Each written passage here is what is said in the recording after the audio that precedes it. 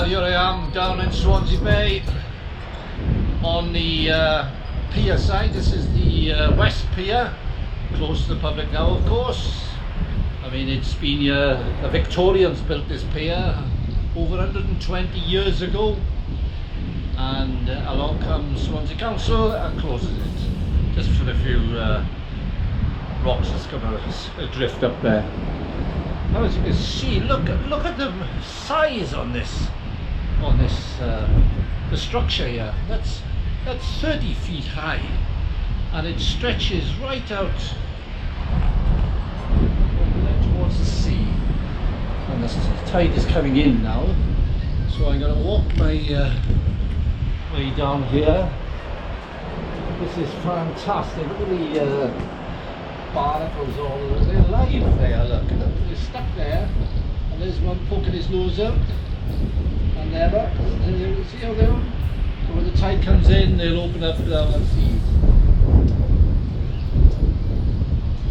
And all this is what they get. Clusters of them everywhere. But you could see, I mean, in them days, they didn't have the machinery to build something like this. They literally built it by hand.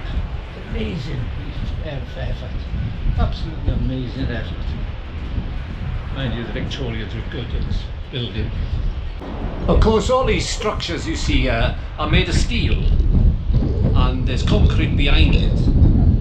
And if you look all the way down to the bottom, yeah, you can see an hole. All of them got holes in them. They must be drainage holes, but they're rusting away.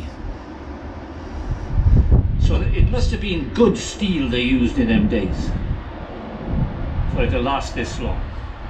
And it looks as if it will last another 100 years. Amazing. And just up there you can see the boats, rods and boats holding the two sides together. And they are pretty much rusted away there.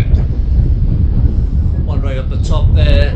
That one there has lost its nut. There's another one here, and that looks rusted away as well.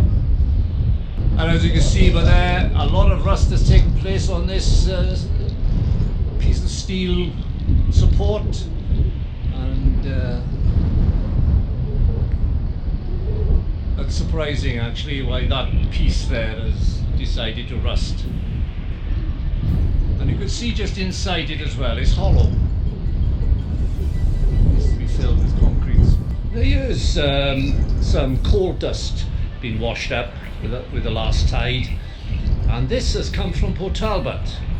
When the big ships come into Port Talbot to deliver the coal for the blast furnaces over there, a lot of it gets thrown over the side by the cranes. They got huge grabs, and it takes over a week to empty them.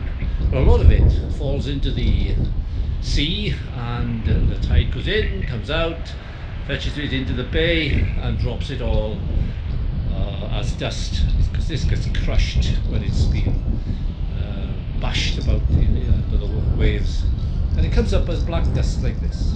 Won't last very long. The sand will come over and cover it. You'll find a lot of this on Jersey Marine Beach.